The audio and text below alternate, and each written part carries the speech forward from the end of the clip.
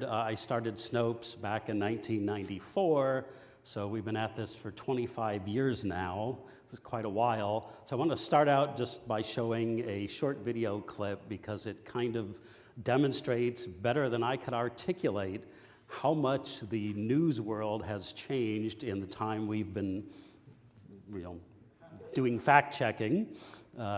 You know, another thing we instruct reporters and colleagues and we talk about in newsrooms is you never say, if true, this is a big deal. And yet, how many times did you hear that today, Tucker? You heard it over and over again. If true. If true. If true. If true. But if true. Now, if true. If true. If true. If true. If true. If true. If true. If true. If true. If true. If true. True. If true. If true. If true. True. If true. If true. If true. If true.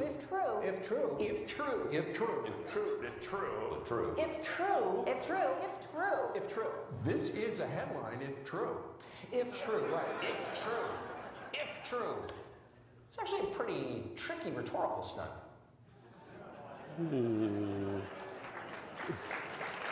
Yes. So. Quite a tricky rhetorical stunt, Mr. Tucker Carlson of Fox News. But that's kind of where we are, you know, sort of in my lifetime, we've moved from Walter Cronkite telling us what happened to talking heads endlessly bloviating about things that haven't happened or maybe didn't happen. So I don't think I need to tell any of you how much the advent of the internet and particularly social media has provided a global platform for people who spread all kinds of misinformation about science, everything from the anti-vaxxers to the climate change deniers to the GMO opponents. I'm not really going to talk about the science of that today. I'm going to talk about the form in which misinformation is spread, and one form in particular, what we at Snopes call study, not a study. I think we've all seen this where news organizations or so-called news organizations come out with some sensational headline about something that a study has recently proved, and of course something that reinforces their audience's bias, you know, about something political, perhaps, or religious, or scientific, maybe. So, for one example, I was browsing my Facebook news feed earlier this year, and I see this article, 92% of left-wing activists live with their parents, Berlin study finds. Of course, it's illustrated with the anonymous mask and the Che Guevara flag that are the hallmarks of progressivism all over the world.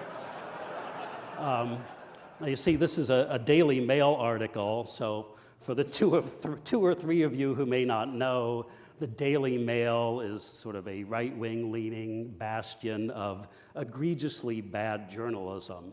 So, if true,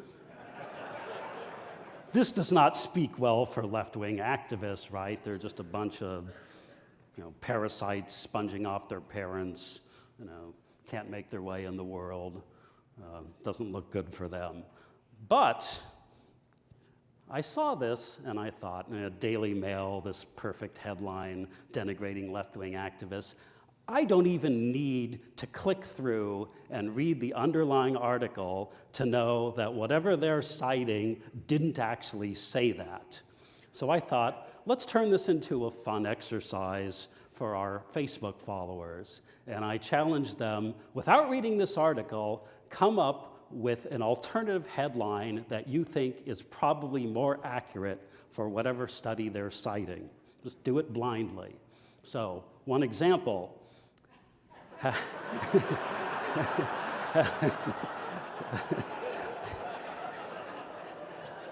Having to live with parents drives people into activism, study finds. Now, although all of these examples are couched humorously, they all do kind of make a serious point. And in this one, it's, of course, we're assuming that this headline means, as I described it, left-wing activists, they're a bunch of selfish, lazy layabouts who economically or emotionally incapable of living on their own and just go around complaining how bad things are.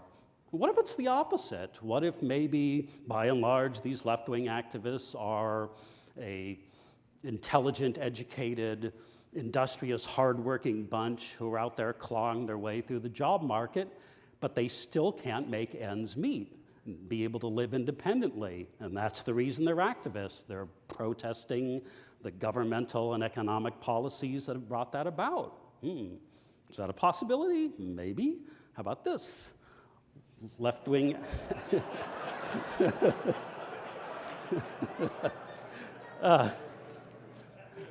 Another serious point here, though, is that, again, the implication is it's all these left-wing activists living with their parents because they don't have the wherewithal to live on their own. But what if it's the opposite? What if maybe Berlin has a high preponderance of older adults who, due to maybe medical or economic distress, have had to go live with their own children, their adult children, and maybe left-wingers are more sensitive at taking responsibility for caring for their parents. That wouldn't sound like such a bad thing.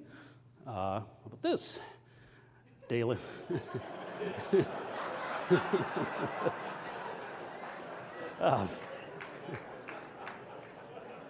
Again, many of our German readers pointed out, well, Berlin is like the toughest housing market in all of Germany. It's got high demand, low supply, therefore high prices. A lot of people are priced out of that market. So, what if this article were about, say, Frankfurt or Hamburg or all of Germany? Would that number be different? Maybe this is a regional and economic phenomenon rather than something that has anything to do with politics whatsoever. Another example.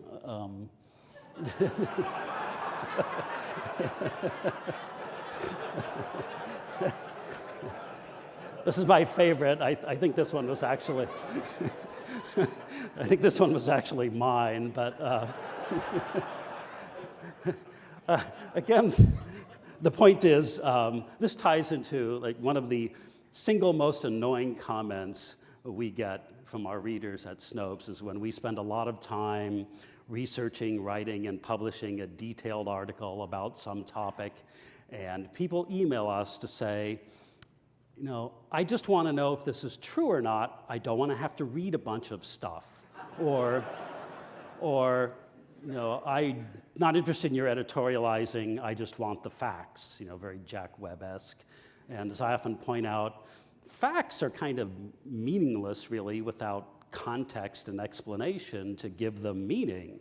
So that's kind of what this gets at is, you're denigrating left-wing activists, but what's this number? What do we know about right-wing activists or centrists or people who aren't politically active or people who don't live in Berlin? This purported study isn't, at least as reflected in this headline, it's not telling us any of those things. So I don't have time to belabor all the flaws in this study and the Daily Mail's reporting of them. I'll just point out the first 3 sentences of the Daily Mail article revealed a number of flaws. One of them, the first one is, you see their sample set is not left-wing activists, it's people arrested in connection with political protests. That's a pretty restrictive set. I mean, you could be the most flaming, ardent left-wing activist in all of Berlin, but if you haven't been arrested, you don't count. Or maybe you've been arrested 50 times, but if it wasn't for political protest, you don't count for this study. The second one, you see they're collecting data over 10 years, and they had a sample of 873. Now, Berlin has a population somewhere north of 3.5 million people. So, 87, 88 people a year, that's kind of a small sample set. Is that really, a good one for this study? And more important, it's collected over 10 years, and all that data is between 6 and 16 years old now. Well, political, economic, social factors change very rapidly these days. Is that data relevant for a 2019 study? Maybe, maybe not. Most important point is the third one that's also kind of echoed in the first one, that the overwhelming, or very overwhelming majority of all these left-wing protesters are young men, not Older men, not women, just young men. Well, what do we know about young men in Germany? There's many things we could know. One, perhaps most relevant one, is, according to a federal government study, 70% of young German men still live with mom. That is all young German men everywhere in Germany. So already this number is 70% for everyone in general before you try and restrict it with politics and arrests in one particular city. So is this really telling us anything meaningful about left-wing activists in Berlin, or is it really just kind of a smear headline? Well, I'll leave that as an exercise for the reader, as they say. Next example, we have Breitbart, which I'm sure you all recognize as that bastion of unbiased, accurate reporting, citing Tucker Carlson's Daily Caller. Nearly all recent global warming is fabricated, study finds. If true, that would be shocking, and of course something completely ignored by the mainstream media. I haven't heard anything about this, that all global warming is fabricated. It's shocking. So what does this article tell us? Well, much of recent global warming has been fabricated by climate scientists to make it look more frightening. But fortunately, we have this peer-reviewed study by 2 scientists and a veteran statistician to inoculate us against this data used by alarmist organizations like NASA. NASA always warning us about these asteroids that aren't going to hit us and getting us all worked up, and the National Oceanic and Atmospheric Administration, their data just cannot be trusted. Sounds really intriguing. So the first thing I'd want to know is, what prestigious scientific journal published this study? Well, first of all, what is the study? Let's start with there. On the validity of NOAA, NASA, and Hadley CRU global average surface temperature data, et cetera. That sounds suitably scientific and ponderous, at least to the layperson. Okay, so who did publish this study? The Heartland Institute. Is that some kind of, scientific or academic institution? It says their motto is Freedom Rising, which kind of sounds like a militia to me, really. So what do we know about the Heartland Institute? Well, it's not hard to find. Wikipedia says it's a conservative and libertarian think tank. Of course, New York Times says it's the primary American organization pushing climate change skepticism. So it doesn't really seem like we're starting out on neutral ground here, really, with this study. But never mind that. Aside from maybe the where it was published is a little shaky, but who wrote it? Well, Dr. James Hugh Wallace III, Dr. Joseph DeLeo, and Dr. Craig Idso. 3 doctors. Presumably they all have doctorates in a related field like climatology or statistics. That seems pretty solid. What do we know about these people? Can't tell you much about Dr. James P. Wallace because we couldn't find any evidence he'd published any scientific papers, including this one. We do know Dr. DeLeo is a policy advisor to the Heartland Institute, and Dr. Idso has been funded by the Heartland Institute, some $11,000+ per month. So basically, these people work for the organization that published their study. Still doesn't seem like we're really on neutral ground here, but nonetheless, these guys are all doctors, right? They have doctorates. They know of where they speak, right? We could assume. Maybe not. Turns out Dr. DeLeo is kind of like a TV weatherman with an honorary doctorate from Northern Vermont University. I don't work in academia, but I believe it's not really considered ethical to represent an honorary degree as a professional credential. It's also a signatory to this declaration on global warming about how Earth and its ecosystems are the product of God's intelligent design, and they're self-regulating and self-correcting, so really we don't need to worry about this climate change stuff. Okay, But nonetheless, we know, even if this study, where it was published and who wrote it, it's kind of shaky, it was peer-reviewed, because Breitbart told us that. It's peer-reviewed. Well, who are the peers who reviewed this study? Well, there's this page in the study that has a list of people with impressive academic credentials. I mean, they all have PhDs. Some of them are in physics and engineering and economics and subjects that don't really seem to bear on this topic, but hey, there's a lot of cross-subject, discipline out there, so who knows? It says the undersigned agree with the conclusions of this report. Is that supposed to be peer review? What exactly does that mean? What was that process?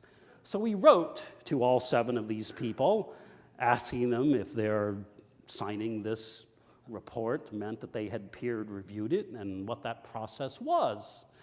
We got a response from one of them.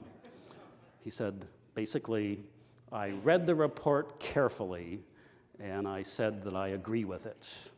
I mean, it doesn't really tell us much about that process or who selected him. He read the report carefully. Again, I won't belabor the point, but I believe the standard peer review process has a few more steps to it than that. Needless to say, I don't have time to go into it, but this report was one big flaming pile of scientific doo-doo. You can read about why on Snopes and a number of other websites that dealt with this nonsense. Another example, here we see, Tukwila named America's most dangerous city.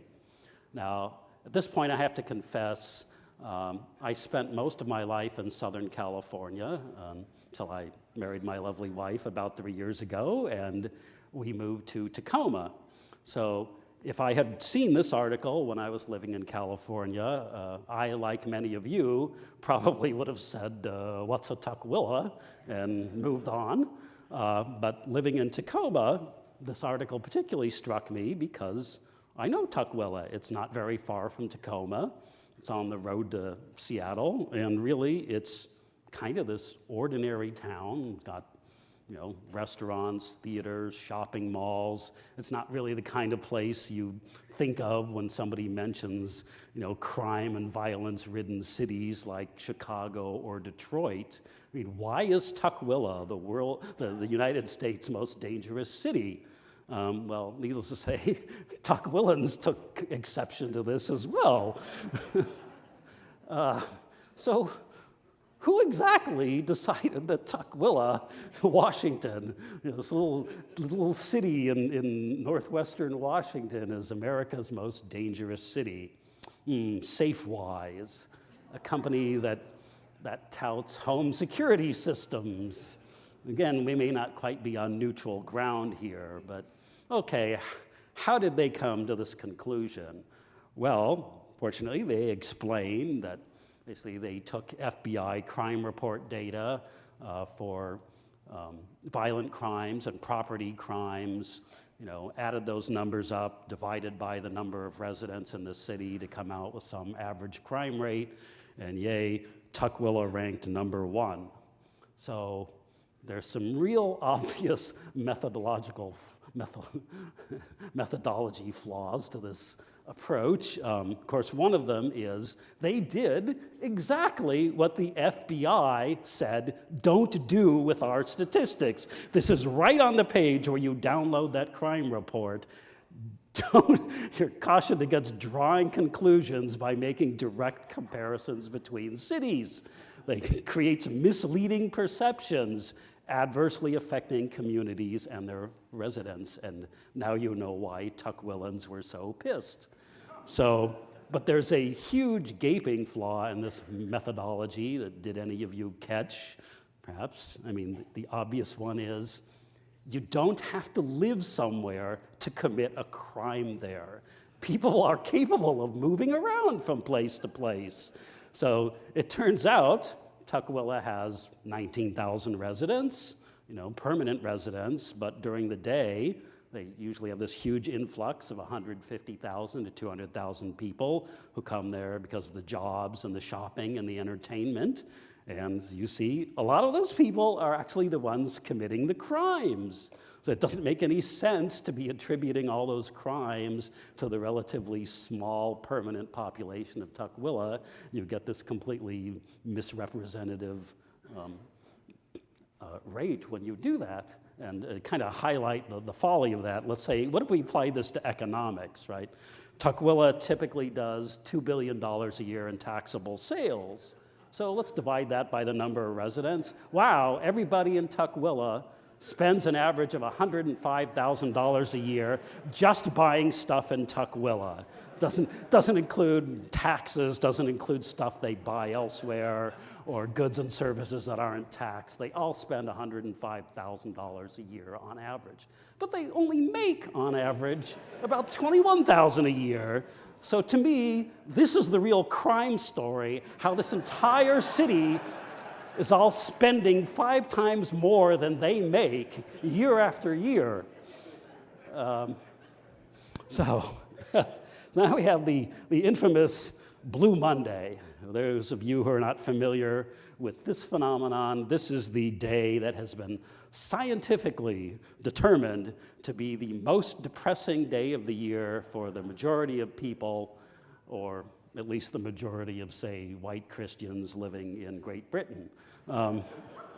It's said to be the third Monday in January, which means here in the US it generally coincides with the Martin Luther King Jr. birthday federal holiday, so the depressive effect is kind of blunted because most of us Americans are rather happy about getting a day off from work with pay. But how did anybody determine this is the single most depressing day of the year, and why? Well, actually this was something that was developed for a travel agency, as you can see, because someone worked out a formula that you could use as a focus for making things better and booking your holiday on the most depressing day of the year. Again, it doesn't really quite seem so neutral there. Let's tout this for selling holidays. So who came up with this? Well, a Dr. Cliff Arnall, kind of came up with this formula for determining the most depressing day of the year that the PR firm sent out to a bunch of academics and said, will you put your names on this? I mean, kind of like that peer review process in the last example. Do you agree with this? Sign here. The Guardian, in particular, the newspaper, has written a lot of caustic articles about the Blue Monday phenomenon, and one of them is this. Of course, Dr. Arnall is not really a Cardiff University psychologist. He kind of taught a few classes there part-time, and,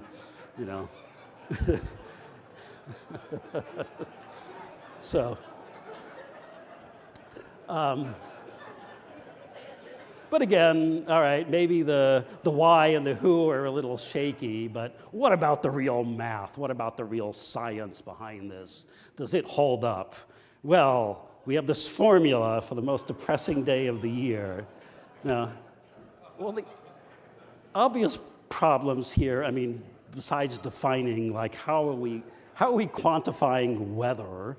How are we quantifying low motivational levels? What are our units of measurement here? I have absolutely no idea.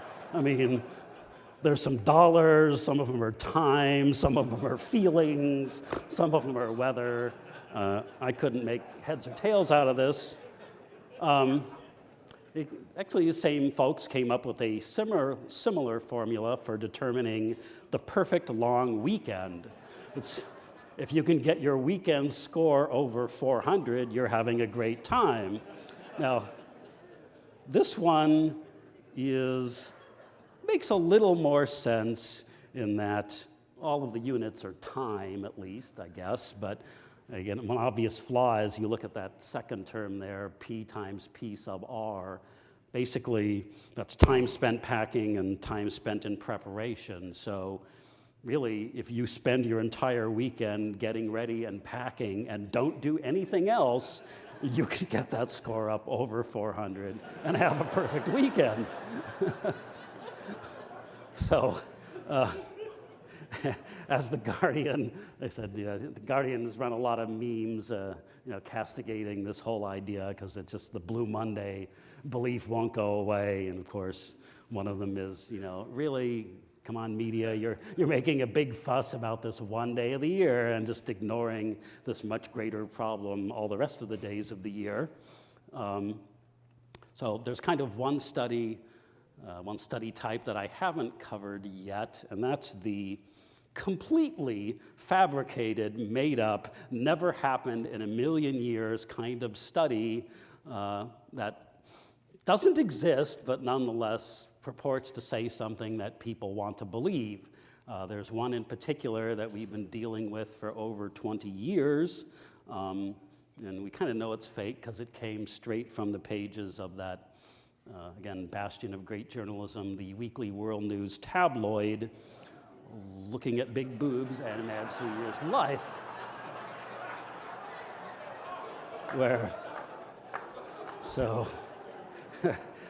we learn that the mysterious Dr. Epping in Germany has told us that, just engaging in looking at D-sized cups a few minutes a day can add, 5 years to your lifespan. It can cut your risk of heart attack in half. So anyways, I'm going to actually finish on time here. Those are all that I have to present to you today. So I wish I had a lot more to delve into this, but.